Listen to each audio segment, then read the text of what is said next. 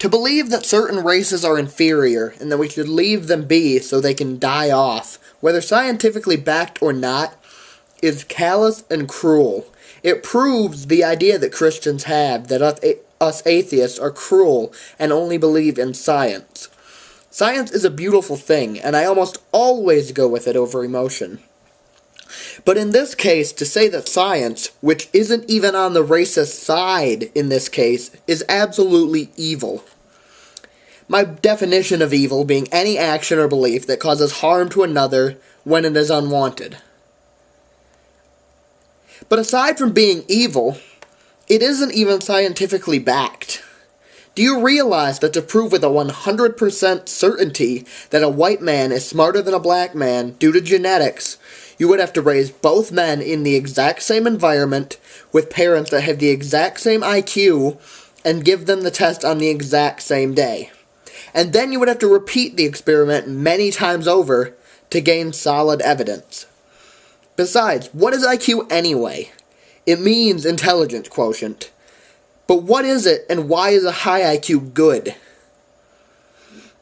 Do you realize that all your intelligence will become almost entirely moot if you are not emotionally strong? Say you head to Africa and end up lost in the jungle. You could know all there is to know about the jungle, but if you don't know how to track and you lose your cool, you are fucked. But then you could meet a native African who can't even read, and he could lead you out with almost no problem. Your IQ just became absolutely non-important. And also, what is intelligence, really?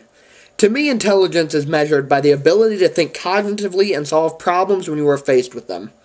So the African who can't read is just as intelligent as the white man with the 180 IQ. He just happened to gain his intellect under different circumstances. How can an IQ test truly ascertain knowledgeability? In order for a true 100% accurate IQ test to be given, it would literally have to last forever. And doesn't really do anything to further the plight of science or even humanity. This whole argument can really only be based on the cruelty of the racists and the desire to see humanity thrive in a cold, sterile environment. They wish to create the world of Aldous Huxley, where free thinkers and people who are different are quarantined off on islands so they can't integrate with society. They forsake their humanity for progress. I say, why can't we have both? Life will never be that perfect world you want. Not while you're alive, at least. So what is the point of all this hatred and bigotry? To paraphrase Benjamin Franklin, it is better for us to hang together than to watch our brothers hang alone.